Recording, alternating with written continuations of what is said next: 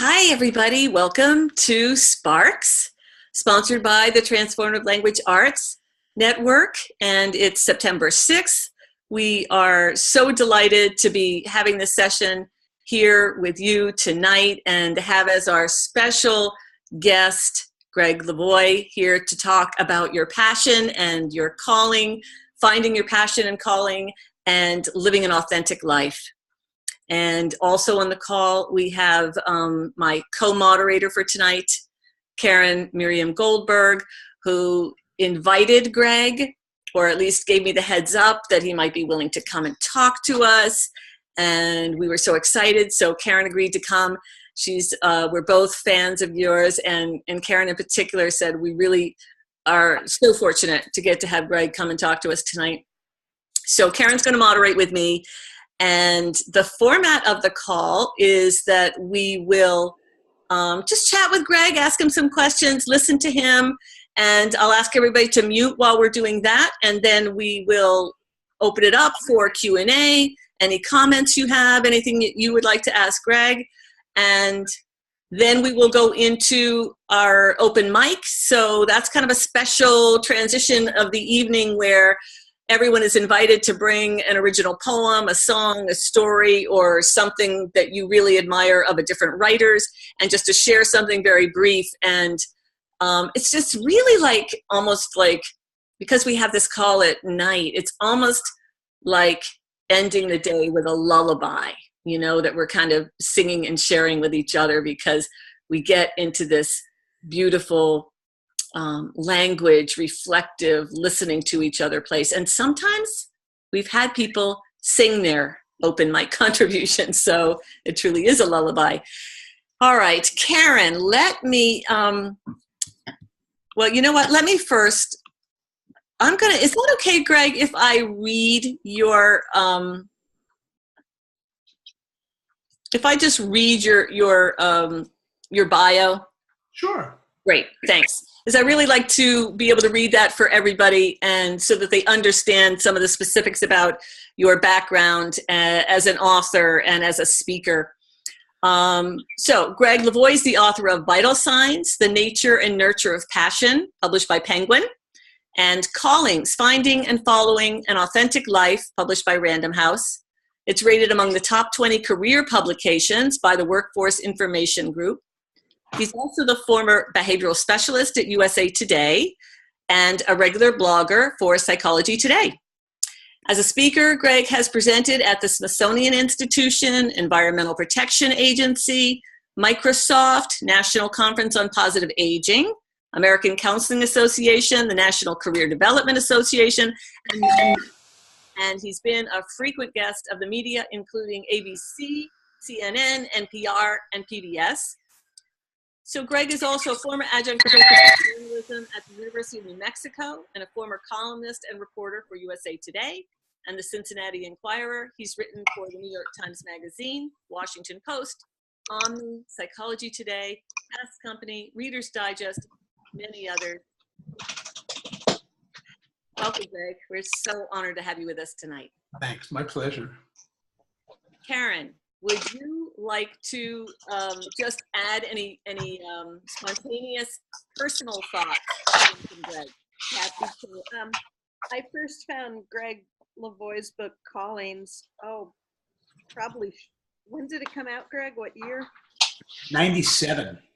Okay, not quite that early, but I think in the early 2000s, and it had a profound impact on me, particularly how you talked about how callings are conversations, and that we can look for these signs and wonders, clues, ways to kind of divine where we feel pulled and what we're learning from it in all kinds of ways at all times. And I'm just so pleased that you're here, that your book has been incredibly influential, not just for many of us in the TLA network, but it really influenced me in developing TLA as an academic program at Goddard College, and in so much else I've done in my life, and in so much of how I work with people. So should I just launch into a question, Kelly? So my first question for you is, what called you to write about callings in the first place? Uh-huh. What conversation about that led you there? Yeah. Well, years ago, I ran across an Italian writer I had never heard of before. Let me see. I can't even remember his name at the moment. But he said he thought it was important in life to pursue what he called the one problem you were born to understand. Ah, And that really grabbed me. And one of mine has always been, as far back as I can remember, how do people create a life that truly belongs to them and isn't a knockoff or a hand-me-down? A life that has some real power, some real passion to it. And that's just been one of the operative questions and quests in my own life is how do I and how does one create a life that really belongs to them? So that's really, in some ways, the genesis. It goes back as far as I can remember. and was there might a I- specific moment that led you to start to move toward developing a ways of talking about callings, to decide, oh, I'm going to write this book, or I'm going to start doing things in the field with this? Yeah, let's see. Or specific conversations? I'm assuming there were many, many moments. Yeah, there were many moments, but one of the really essential moments was when I moved from San Francisco to Taos, New Mexico, and my entire world came apart. That wasn't the plan. It was just the opposite. But everything came apart. My freelance career came apart. I left the town I was living in, my friends, my work, my income, and everything. And the conversation that started is, what the hell happened? You know, what has happened? What is happening here? And and this is critical. You said something about the importance of conversation earlier in ascertaining calls and passions. Well, I think it's critical to turn the receiver on. And that was one of those moments when I turned the receiver on and really started listening at depth to what was taking place in my life that was completely contrary to the 5-year plan. And I just started listening to what I heard, coming through my dreams, coming through the conversations I was having with people, coming through fantasies and body symptoms and all the multitudes of channels that this kind of information comes through. And that in some ways was actually the genesis of the book, was that conversation at that point in Taos, New Mexico. Would you, Gregg, this is Kelly, so would you call that a wake-up call?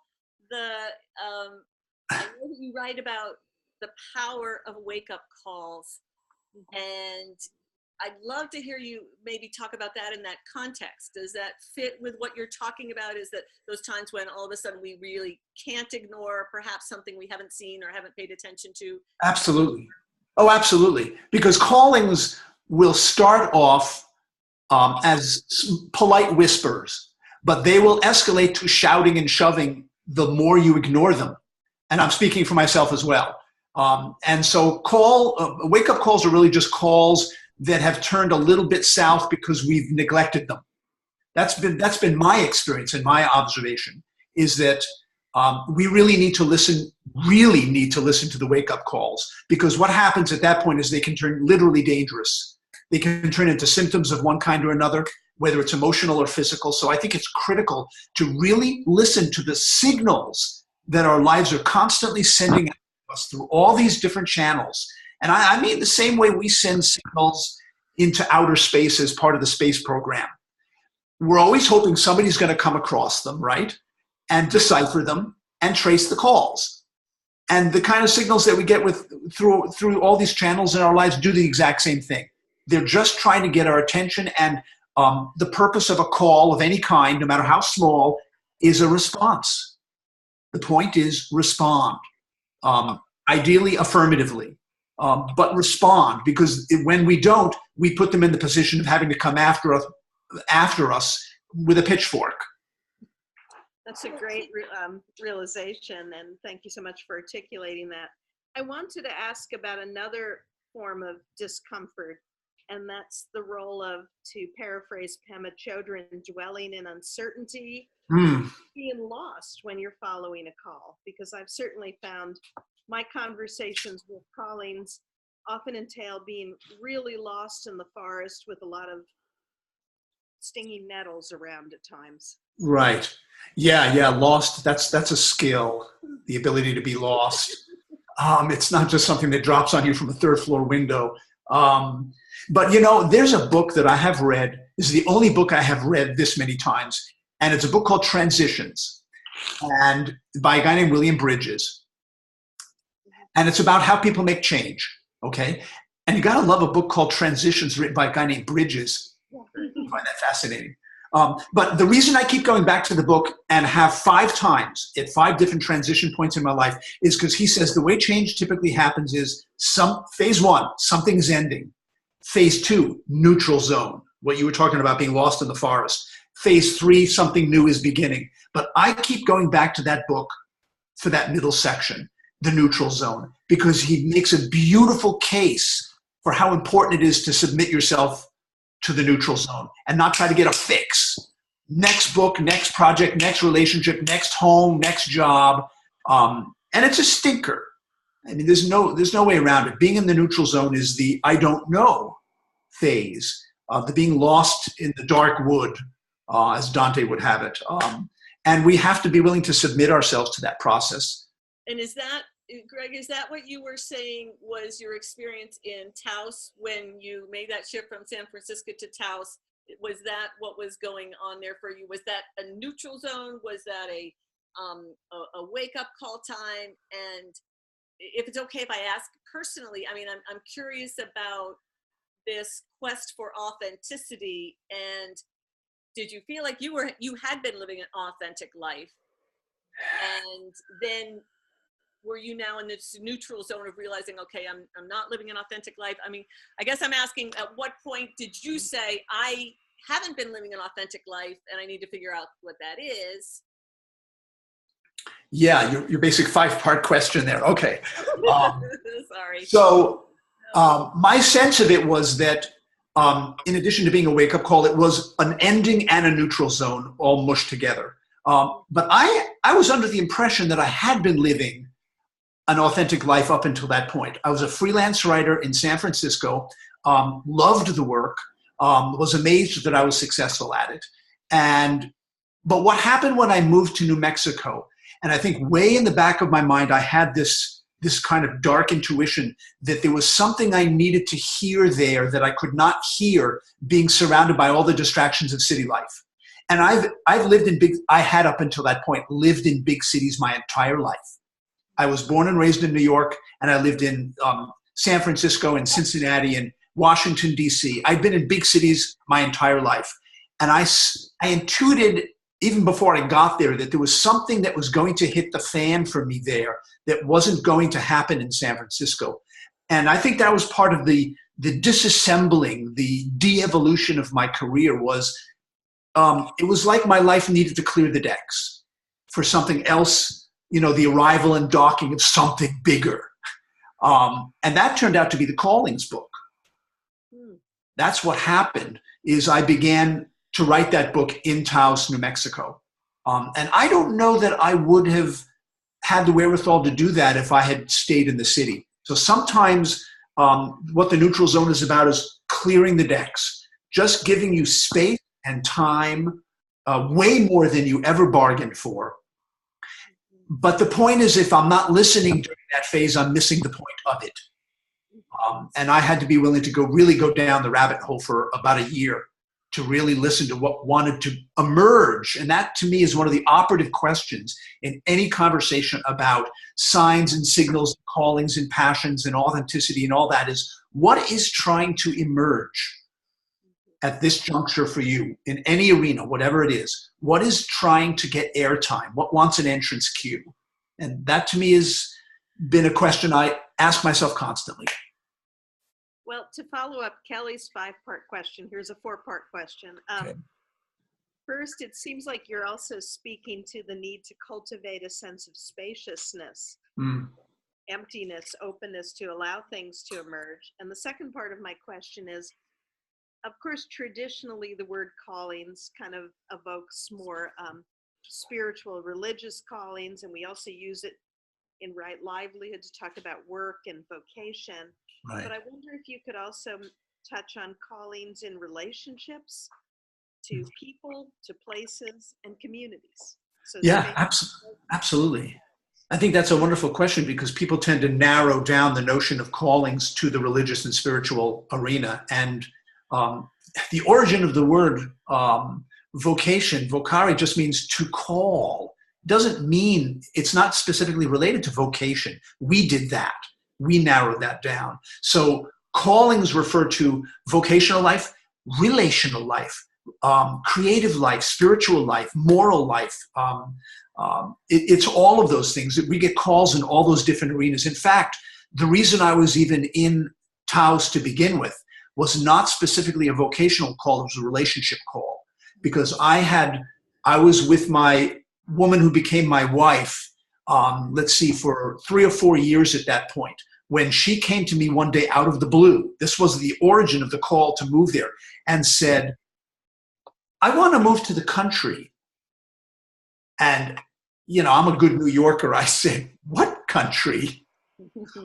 Everything is here. Why do you want to move? And this became one of the biggest challenges we had. But I say it was a relationship call because ultimately what happened for me is she wanted to move. She wanted a country life experience. She was from LA. And she wanted a country life experience, and I didn't want to lose her. So that became a relationship call, and in a sense, secondarily, a vocational call. But I responded to the call to, in a sense, follow her lead on that one. So definitely relationship calls and creative calls. But again, it's about having the receivers turned on. Otherwise, they're just going to fall in, kind of lemming-like into silence. And it definitely led you to place and community, right? Place and community. Exactly. So all of those kinds of things are calls. I would love, Gregg, also for you, if you wouldn't mind talking a little bit about I'm curious about your concepts of silence and pilgrimage and how those are perhaps connected. And maybe I'd just love to hear you talk a little bit about your concepts of the importance of silence and how it's hard to find and hard to tolerate. And that might be other people's experience here. And then if you have a chance to talk about pilgrimage as well. Okay. Yes, silence. I think at some point, this is just what I've been able to discern from my studies of spirituality and religion and the origin of callings. At some point, pretty much every spiritual tradition that I've run across says to its adherents, sit down and shut up. I mean, they don't say it quite like that. Be still and know. Okay, a bit more polite. But the gist of it is sit down and shut up. Listen deeply, because calls can't get through if they get nothing but busy signals. We're tying up the lines constantly with busyness as usual. They can't get through.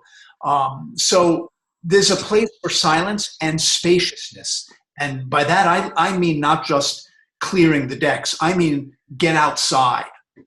Get out into the natural world. Get big spaces around you and just listen. Just cultivate the skill of listening. And calls, here's something else. This is a tangent to that, but it's related. I started writing again after a 3-year hiatus just recently. Though hiatus is not quite the right word. Moratorium is the better word. I had hit burnout and I stopped writing after Vital Signs. But I started writing again just a few months ago in earnest, meaning my morning free association writing practice for a couple of hours. The second I did that, my dreams started coming through in warp drive. And that there's a connection there, because what they were sensing was a receptivity. By writing, I was like creating a portal and they rushed for it. I think dreams are just like that. They just rush for any opportunity to come from the unconscious world into the conscious world. And really, that's what we all do as creative people, making the unconscious conscious. But the dreams, they just came through in torrents and have not stopped. So I'm making a connection in my mind between the receptivity that I'm creating by writing, by creating a blank canvas for the unconscious to paint on, if you will, and the fact that the dreams have come through in such incredible profusion. Right. Yeah. Could you just mention, Gregg, that I think that's fascinating, but could you mention So when those dreams come through, how are those, clearly you're really excited and you see these dreams as this precious material. So maybe you could just say about what you look so excited and happy in talking about my dreams are running and flowing and they're coming. What's the value of it? What is the value of the dreams to you in that? Oh my God, it's raw data. It's dreams are just, dream interpretation is just a one form of knowing. And my brain is working while I'm sleeping. In fact, I read somewhere years ago of a poet who put poet at work on his door while he was sleeping. And that's why I'm excited about it, because there's so much just data and information about how I really feel about things, what I really know about things, and in brilliant metaphor. I mean, it's just all that unconscious material is just sent through this outrageous costume shop and comes through these incredible images and scenarios. And I can't make up stuff this outrageous. I mean, granted, I'm a nonfiction writer, but nonetheless.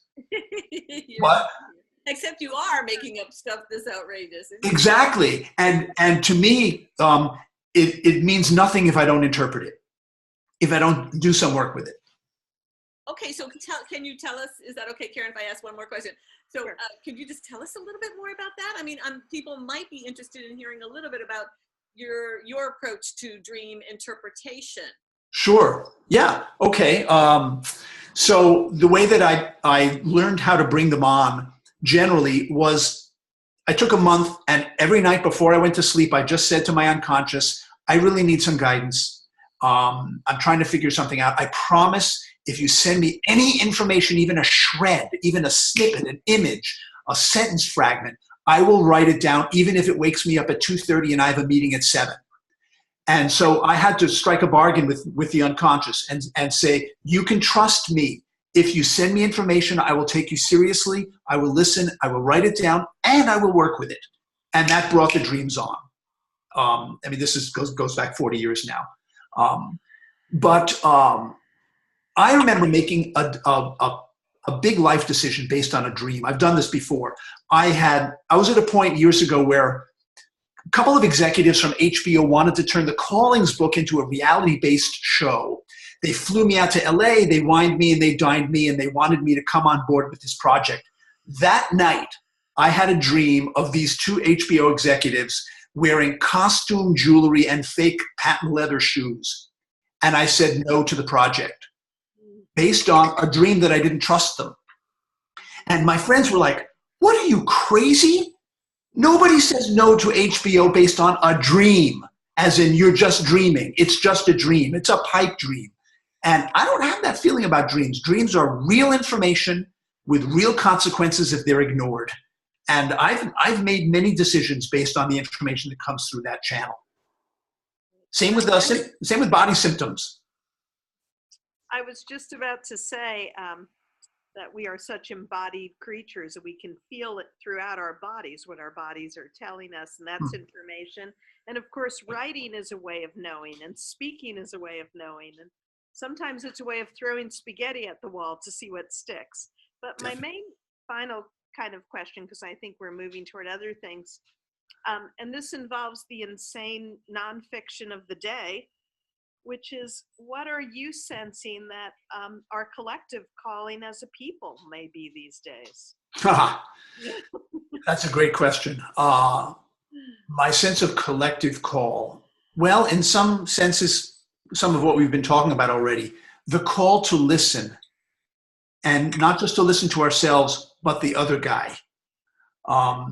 And I've seen that happen. I saw it starting with the Women's March after the election, is that the kind of cohesion it created, maybe it was misery loves company, maybe it was something else, but the kind of cohesiveness that started to happen, I think, was part of the collective call, is to start really listening to one another, to stick to our guns, to speak out for what we believe in.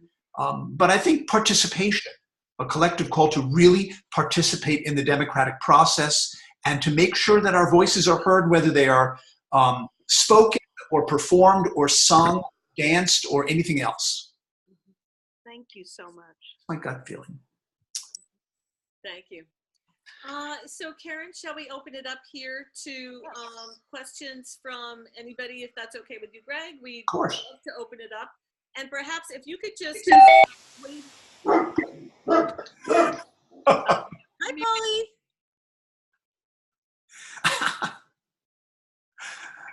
That's it, Karen. We're putting you and your dog on mute. Okay, sorry. Wait a minute. That's not Polly.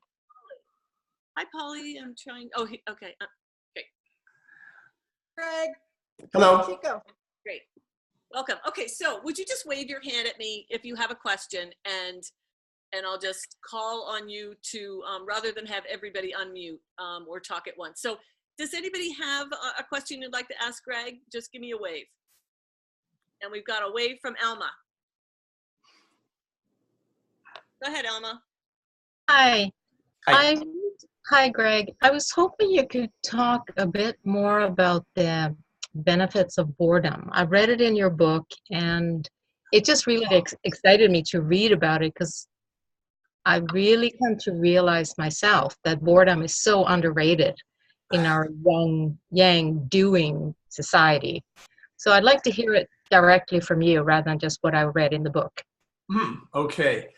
The benefits of boredom. Yeah, this is interesting. So recently I had lunch with a guy who's a rites of passage expert, and they love to ask these kinds of questions. He said, what question is up for you in your life right now? And I said, what is the restlessness and boredom about? And by way of explaining what I meant by that, I said I thought that the way I was going to approach the restlessness was to break the word apart. Rest less. So apparently what this was telling me was I need to be doing something that I'm not doing. And he said, well, that's one interpretation. Here's another. Sometimes boredom and restlessness are symptoms of anxiety about what really needs to happen in somebody's life, which is that they need to sit very quietly and still and listen for what their marching orders are. And the second he said that, I knew instinctively that was what was really going on for me, not my initial interpretation. And what I did within a month of that conversation was I signed up for a vision quest in Death Valley for 12 days. With a group called, oh my goodness, I'm forgetting the name, the School of Lost Borders. And so what I did for those 12 days with a small group of people was I confronted my boredom and my restlessness. And I just entered into conversation with them because I think, like you said, this is a very useful state. This is not just nothingness. This is something that wants to be heard. Maybe it's a game that needs to stop or slow down.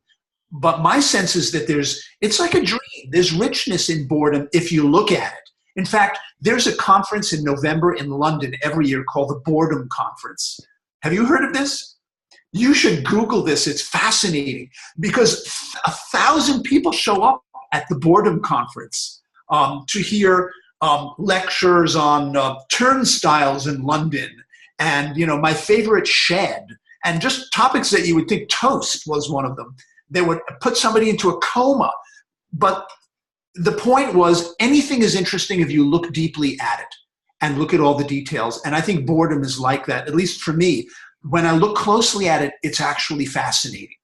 But I have to be willing to look closely at it, not just whip out a smartphone or turn on the TV or call up a friend or do something. But just to sit quietly and ask, what's the message it has for me? Thank you. So thank you for the question. Thank you. I really appreciate it. I'm so rarely bored. When it does come up, I've tended to move away from it because there's so much fun stuff to do. Exactly. But then sitting with it and then reading it in your book, it just really opened up the permission to sit with it. So thank you for that, Greg. And by the way, I think there's a couple of kinds of boredom. One is just the kind you experience when you're on the longest line at the grocery store again. You're in a doctor's waiting office or something. But there's another kind that the French call ennui, which is a kind of an existential boredom, which means I'm bored with my work, my marriage, myself. You know what I'm saying? The life that I've created, that's something else. And that really, I think, needs to be gently submitted to rather than distracted yourself from. Because the word distraction means to be pulled apart. Mm. And so I think especially that existential kind of boredom is a really important one to look at and listen to. Thanks again. Thanks, Thelma. Okay, Terry, I'm going to unmute you. You've got a question for Gregg. Great. Yes, thank you. There's a quote that really changed my life when I was like 20 years old, and I want to read it. It's very short, just a sentence, and then ask a follow-up question about it that I'm grappling with. The quote's by Howard Thurman. Don't ask yourself what the world needs. Ask yourself what makes you come alive, and go do that, because what the world needs is people who have come alive. And it just totally rocked me when I was an undergrad. And now that I've just graduated from graduate school, I'm kind of grappling with this, and I'm curious to hear if you have thoughts on this, Gregg, of how to differentiate between the calling that's coming from myself, my higher self, whatever we want to call the bigger self of me, and the calling I feel when I look out into the world and see all the needs and see all the many opportunities to be of service in the world, and feel like my heart gets pulled in a million directions. I'm like, oh, I want to do this, I want to do that, and all these things.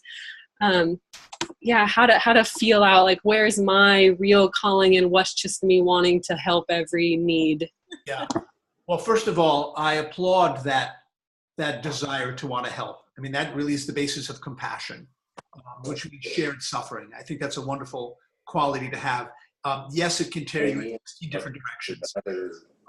So I'm thinking of a theologian I ran across years ago named Frederick Buechner. Yes. And he said, find the place where your deep gladness meets the world's deep hunger. That's the sweet spot, where your deep gladness, your passion, your fascination, your intensity, your curiosity intersects with a place where the world is hungry and in need. He said that's where you find the sense of calling. And I love that approach, because that's really helped to clarify it for me, is to ask myself, where does the passion really show up? What do I love? What do I love? Really, a calling in that sense asks the same question of each one of us that our own death does. What do you love? What really matters? And having a question like that, I think, in your mind as you're considering all your options and all the ways that the world is pulling you, can tune out a lot of static, you know. And it's not necessarily that you'd be abandoning all the other, needs of the world by focusing on one or two. It's more that that's where you're really going to find the place where you come into the world. And the more you find that love for that thing, the broader your frame of reference is anyway.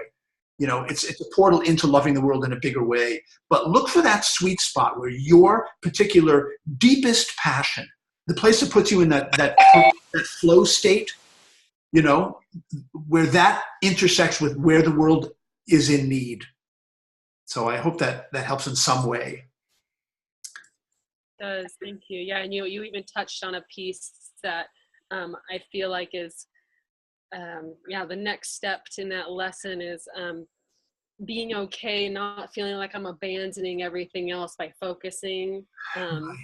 And it's just like this symptom of wanting to solve everything with one thing that does it all or something, you know, and just being okay with focusing and seeing myself come alive, and really that being where the service can really be. Right, absolutely. And then what you're ending up doing is you're not just being of service by doing the particular thing, you're being of service by coming alive. And that's going to affect every interaction you have with the fella sitting next to you right now, with the lady at the supermarket, with your kids or your grandkids or your students or your congregants or your coworkers. That sense of being alive is going to spread into every available niche.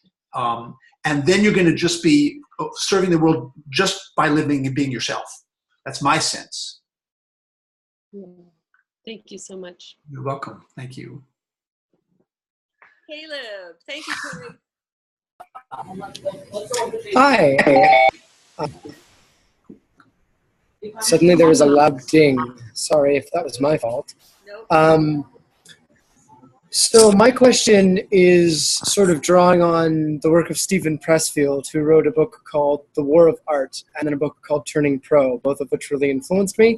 And he talks a lot about resistance with a capital R, which is that feeling that you want to go and make art, but there's all of those reasons in your head, all of that radio channel that says, well, nobody cares about your art, and nobody cares about that deeper interest you have when you have bills to pay and mouths to feed and all of that. And as someone in their late 20s who's grappling with, well, I have my day job that I love, but I also have the kinds of art that I want to go out and put in the world and things like that.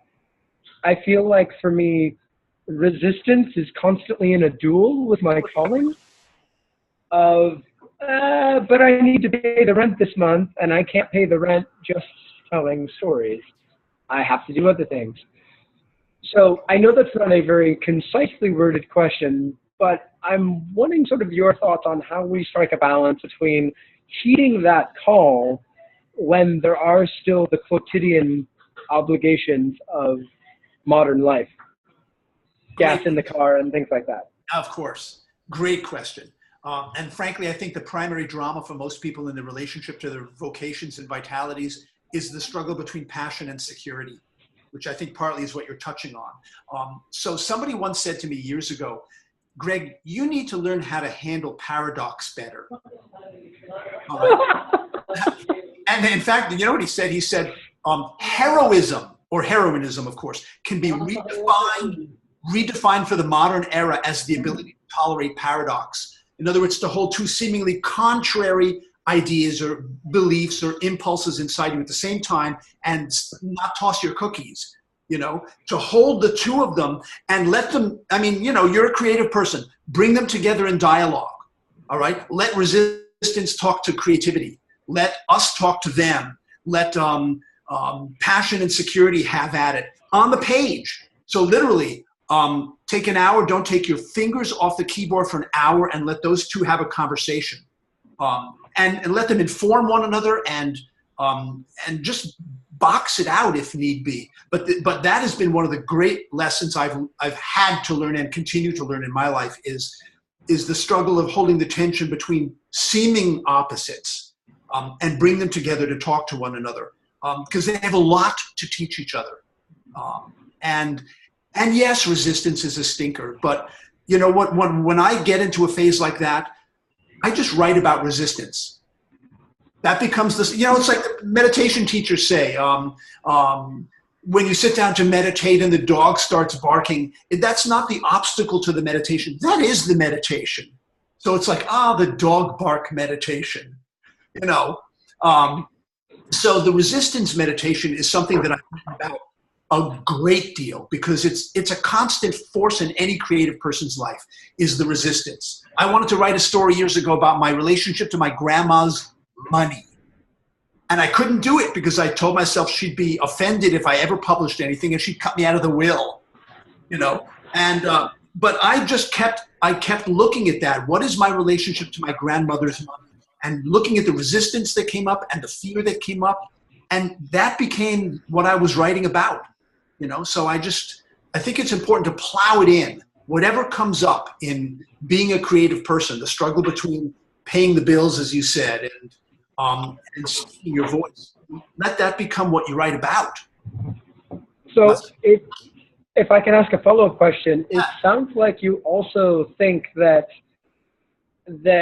part of that path to security can be the listening to our calling. Are you talking about financial security? Not necessarily, but potentially. Potentially. Because there's security and then there's security. And there's a quality of security with a capital S that I get by being a writer. You know, it's not even that I'm successful as a writer. but because I'm a writer. You know what I'm saying? And that is a quality of security that I'm honoring the gift that I was given, even if it feels sometimes like I'm talking into a black hole. But you know something, I have to add something to this. I met Ira Progoff years ago. If you don't know him, you should Google him. He's like the grandfather of personal journaling. And he wrote a book called At a Journal Workshop years ago. I went to one of his gigs in San Francisco. And I told him that I was writing essays, and it seemed like, who cares what I think about the world?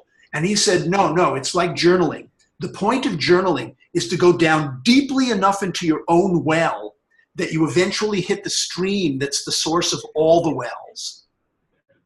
And that was a revelation to me, because I suddenly realized the more deeply personal, the more universal. And so one of the essays that I was working on at that time was an essay that I pitched to the New York Times Sunday magazine. They had an About Men column. And I thought, what the hell? It'll be nice to have a rejection letter from the New York Times Sunday magazine. But to my incredible astonishment, they accepted that piece. And it was a corroboration of what Ira Progoff had told me. The more personal, the more universal. And that was the essay that absolutely proved that to me, and gave me a quality of security in myself as a writer that's way beyond the $1,000 they paid me for that piece. So I thought I would share that. Thank you. Sure, thank you. I'm going to see thank you for your question too, Caleb. And let's see, we will take one or two more questions if we have them. Will you raise your hand if you would like to ask a question?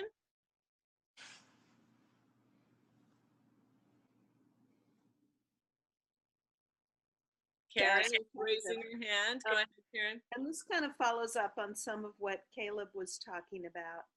I'm constantly counseling potential students and recently graduated students about just the nuts and bolts of how to make a living doing the work of your calling. And I know this is a very complex thing that Caleb was circling around, and there is that security. But what do you say to people who are really struggling to even have the time to do the work of the calling, the work of their heart, in relationship to making a living, taking care of their family, doing all the other necessary frontline things? Yeah, I like the little exclamation point right there. Yeah, that's a wonderful and important question. So my sense, having done the callings work now since, for 20 or 30 years, is that the point of a call is not to pay the bills. The point of passion is not necessarily to pay the mortgage with it. That's a wonderful state of affairs. And it's wonderful if you can manage that. But I think really the point is to say yes, is to honor the call to some degree, even a little bit, and get it in your life sooner than later. And just start there and then look at the feedback that your life gives you. Don't start with the expectation that if this doesn't pay the bills, I'm giving up on it.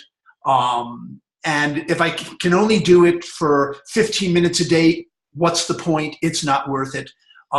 So those are, I think, partly based on the unconscious assumption that a calling is supposed to give you your life's work and determine from that day on what it is you have to say and do in the world. And my sense is, if you hear a call, let's say to write or to dance or to sing, to start your own company or to run for office, take a step, one single manageable step in that direction, and then look at the feedback that your life gives you. Do you feel better or worse? Take another step. Do you feel more expansive or more contracted? Take another step. What is my body telling me? Another step. What are my dreams telling me? Another step. What are my friends telling me? So it's a kind of a call and response thing that you set up with your own life, rather than a kind of a make or break, be all, end all, kind of an approach relationship to it. It's just take a step, say yes. The point of calls, whatever they are, is simply to say yes and see how the path unfolds. So that's generally the kind of response I have to people who come to me with the kind of question you just asked. And I realize that's a very simplified version of it, but that's kind of where I come back to. Simplified at all. I think it's really expansive, and thank you. Wonderful, thank you. Gregg, would you tell everybody your website while we're on the call? And maybe this is a good time, because if anybody wants to follow up and take a look more deeply at what you've got going and your books and your blog and all of that, what's the best place for them to? Yeah, well, world headquarters for me is my website, which is gregglevoy.com. So I think the spelling is probably in your promotional materials, but that's really the place to get it all. Speaking schedule and books and blogs and all that good stuff. Is there a particular event that you're doing in the near future that people might want to be aware of? Oh my God, a ton of them. Well, one that I'm excited about at the moment is there's a new personal growth center, like Esalen and Omega and Kripalu. There's a new one starting up in Santa Cruz, California called Multiversity. And it is, it's a big deal. They've put a tremendous amount of energy and effort and money into it. And it's just started a few months ago. And I've got one of my Passion Vital Signs retreats, September 22 through 24 at Multiversity. So I thought I'd mention that because I'm just excited about it and it's on my radar. But that information's on the website as well. Excellent. Okay, good. Yeah, no, I recently heard about the Multiversity, so yeah, it's very interesting. Okay, so you've been so generous in sharing all of our questions and offering so much of yourself. What we will do now is shift into the part of our shared experience tonight where we have what we call our open mic, and that is a chance for anybody on the call to share a short poem or song or story, 2 minutes or less would be ideal. And it could be yours or it could be a poem that you admire of someone else's. Will you raise your hand if you're ready to go and be part of our sort of story fire open mic? Caleb is ready, and then Karen. And so I'll unmute you, Caleb. Great. So as a brief intro to this, one of the things that I do, I teach poetry to high school students, and I'm currently teaching them sonnets. And one of the exercises that I do, because that's such a challenging form for young writers, is I tell them that I'm going to write a sonnet over the period of the several days that they are also writing a sonnet, and I don't pre-script any of it, and they get to see my scribbles and my edits and my rearranging and all of my changing. And I use a lot of the same prompts that they do. And so I have my first 12 lines of a sonnet, so it doesn't have the final couplet yet. And I am trying to discern what that final couplet is going to be. But here are the 12 lines I do have. A tower holds this old and weary heart to keep it safe from all that haunts the world.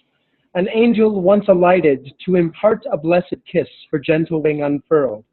Alack, she left, and now I am alone, without her wing to buffet winter wind.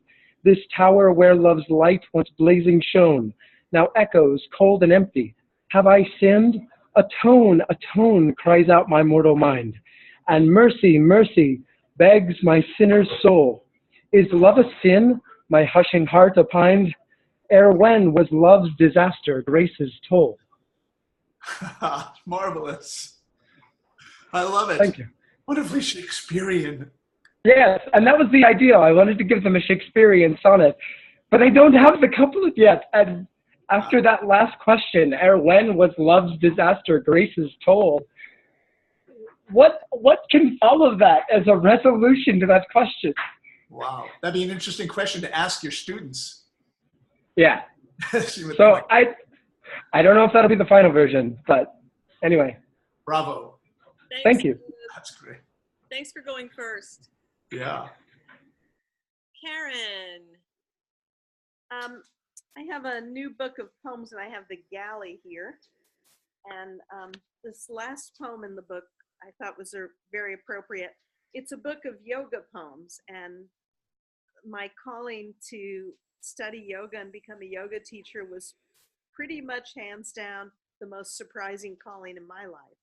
And it didn't even come until my mid 40s. But this poem is called Your Body is a Conversation with the World.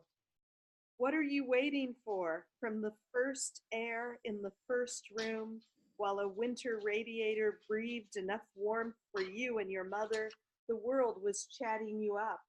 You gasped, you cried, you waved your tiny hands for the ocean you left, and the story laughed itself silly in each cell until it multiplied in millions more, marching to or denying the heart's measured drum. Your body watches the moth on the other side of the screen, drinks the water from the blue glass, and jumps in its sleep. So much dialogue in this continuing tender reckoning of barefoot on gravel, whippoorwill telling the ears of nightfall. You're always in conversation about how you're not a separate animal, but a talisman of your own place, alongside the freeway and the prairie. Each step, another word, each shrug, another question, for the lightning bug caught on the ceiling, the cat leaping from refrigerator to your shoulder, the wind or its absence, evident in the still grasses. The answers may knock you over or have nothing to do with the question you're pacing across the day. Time tells its stories through your body, so yoked to this love that it cannot stop singing. Ah, marvelous. Thank you. Oh. Thank you, Karen. Thank you. Who would like to go next? Roy. Hi, Roy. Hello there. So, a brief introduction. Actually registered for attending this course on the 7th. A couple of weeks later, I got messages from my physician that I am now a cancer patient. And so I was in the middle of writing a poem for this, and then I got that news, and I was like, how does that shift things? And so this is what came out. No two breaths, like no two snowflakes, are ever exactly alike. Within each breath, the outer world moves deep within the inner. And so I remember that I don't really need more time before death, just more depth of living during the time that is, giving me the gift of events flowing between birth and death, with the knowledge that this moment is only felt, never thought. No need to change this life, only to change how this life is lived. It's not what I do, it's how much I allow all of who I am to do it. Like the hurricane's eye, life's power rises from a core of emptiness, with all things swirling around this innermost and steadfast center. Here lives the silent space, transcending all dreams and desires. Who am I who notices this?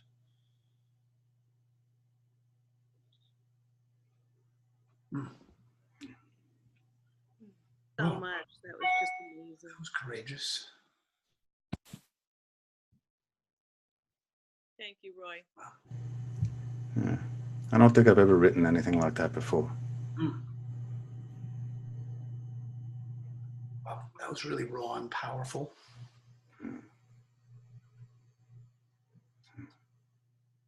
Thank you. Thanks. Yeah.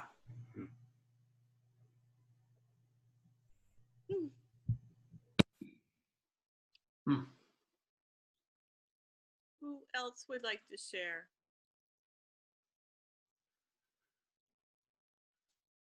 May I share one? Yes, that would be wonderful. Great. This is not my own, but I feel compelled to share it after Roy's poem. It's called Oceans by a fellow named Juan Ramon Jimenez. Very short poem.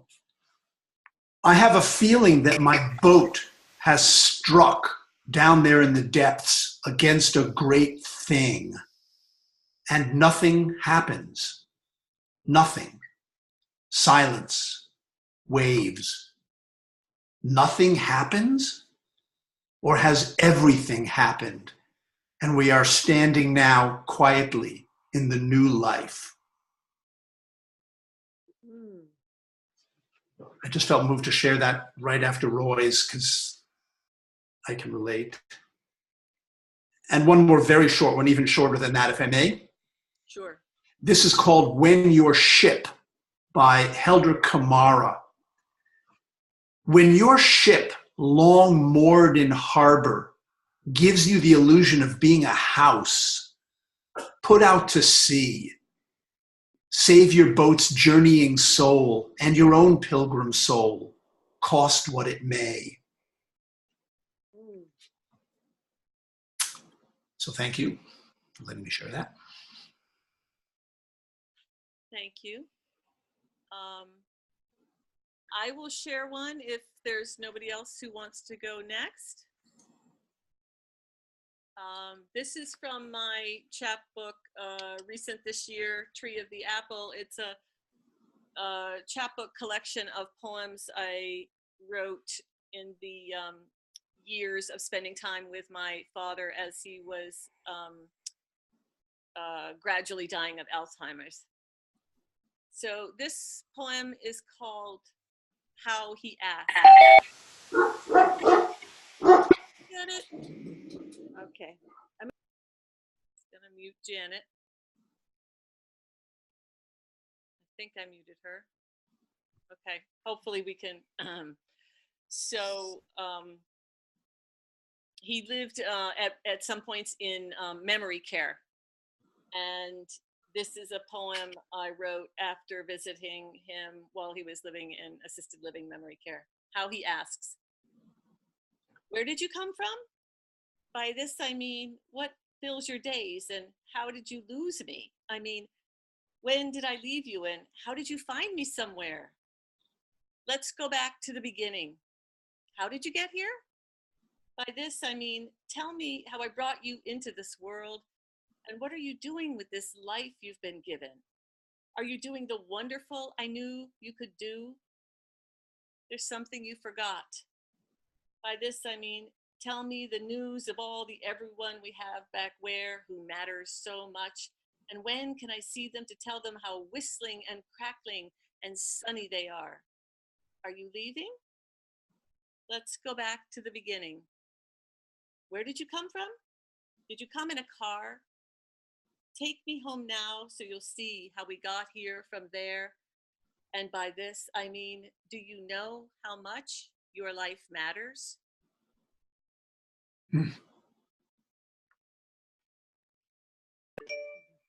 Thank you so much. It's just beautiful.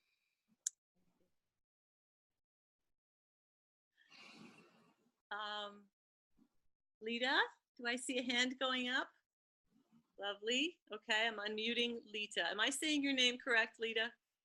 Yeah, it's Lita. Lita. I have to pull a poem up here.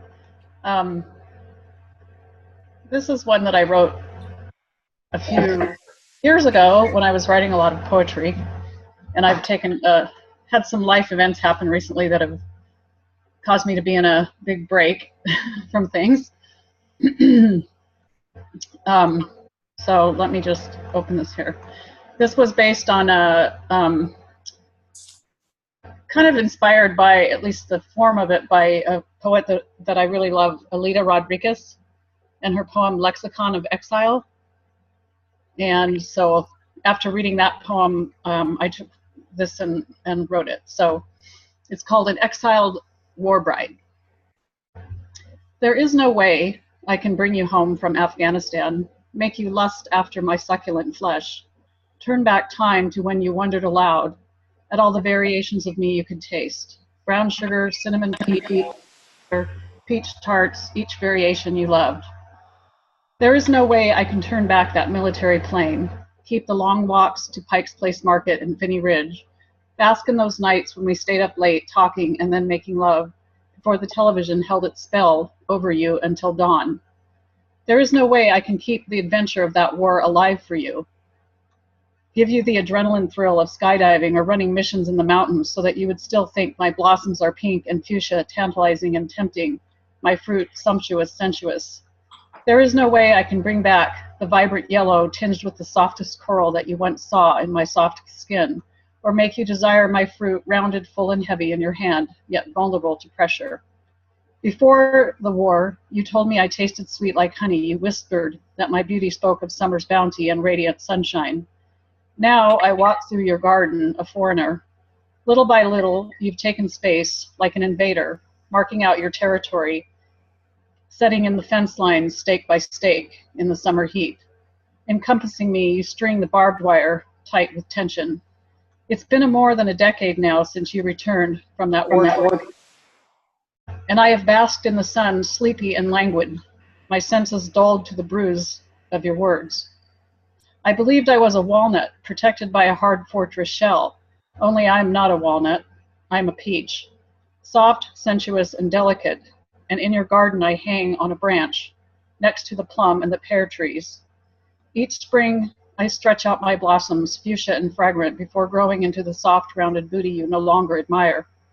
Even though my skin is bronzed yellow and coral, as if a painter had dapped her brush into yellow sunflower dust and then poppy orange, I hang on a branch alone through spring and summer until finally I fall to the ground, my soft flesh broken and bruised, my amber skin torn.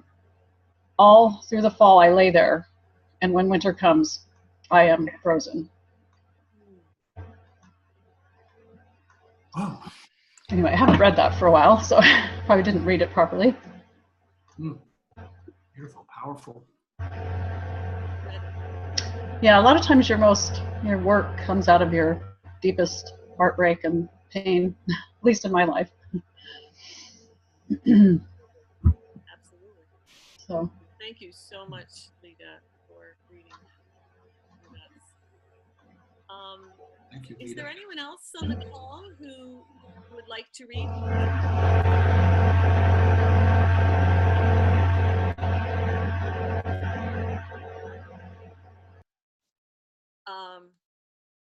Okay.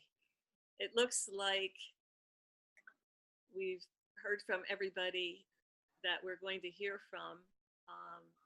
And Karen, I'll give you a chance to say any last words that you would like to say. Gregg, can you see me looking at you? I can.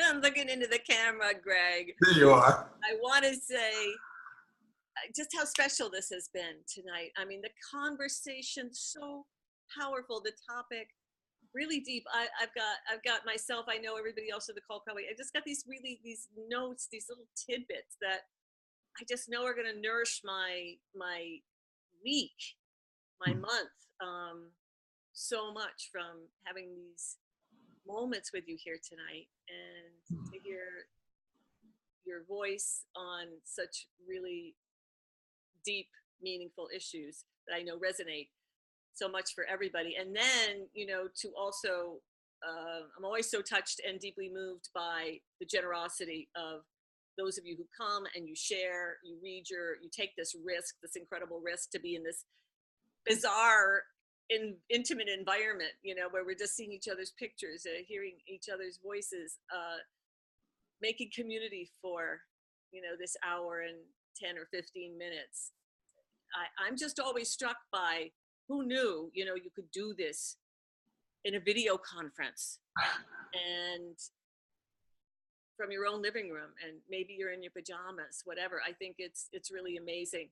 We can have this deep conversation. So I just really want to thank you, Gregg, for coming and being part of our community, making community here with us tonight. And Karen, for touching base with Gregg and asking him and inviting him, and for Roy and Polly and Leda and Laura and Terry and Terry's partner, whose name I don't know, and Susanna, Caleb. What is your name? Sorry. Samuel is his Samuel. Nice to meet you. Samuel. Samuel, nice to meet you as well. I'm going to shut up now. Karen, what do you want to say? Two things. One is that I want to say that working with our callings, being in constant conversation, sometimes it's more chatty, sometimes it's quieter, to me is kind of the core of the core of the core of what TLA is about. You know, we're helping co-create spaces with others, no matter if we're doing collaborative art or activism or workshop facilitation or, you know, marching in the streets or writing in living rooms. We're kind of co-creating these spaces and trying to create these conditions that allow people to converse deeply with their callings, collectively and individually. In the case of my dog, who hopefully won't start barking, human and beyond human. And just a little brief thing, the Right Livelihood Professional Training, which the TLA Network is launching next June, which I'm privileged to be co-facilitating with Laura Packer, storyteller and consultant and writer, is very, very much based on everything we're talking about today. There's so many kind of cookie cutter, do these 5 steps to fulfill your life and make millions of dollars and do the work of your dreams types programs out there. But we know life is so much more nuanced and complex. And our training is based on working with the conversation you are having with the world is having with you about what your work is. And from there, teasing out more of what are your values and ethics in this world, in this work, in this service, and how does that help shape even designing a business plan, thinking about marketing, working on and coming to greater clarity, gosh, my dog, with your relationship with money and your relationship with your community. And of course, throughout the whole thing, looking at what resilience, self-care, and community on the journey can look like. The next Spark session in November, I believe it's November 7th, I'll be back and I'll be with Laura Packer, and we'll be talking a lot about the training. And in the meantime, I really encourage people who are interested to look at tlanetwork.org. And you know, Terry, are you going to say something finally about the organization?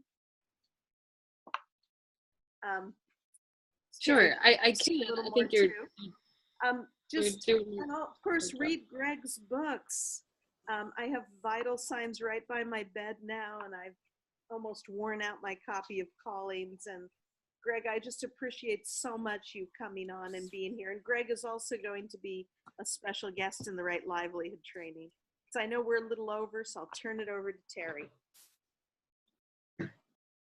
Thank you, Karen. And thank you, Kelly. Kelly has been offering these Sparks, previously known as Let's Talk TLA, for, I don't know, like 2 years now. And they seem to just keep getting better. And I'm just so grateful to you, Kelly, for doing this. And this is the first time I've been able to come on and stay on the whole time. And I'm just like, wow, I've been missing out not getting on these calls. They're so great. And I recognize most of your names, so I don't know if anything is new, but I just wanted to put a shout out that this is one of many offerings that the TLA Network provides. And right now we have a really exciting lineup of online classes, like all the way through the summer, 6 weeks long. Kelly's just started today.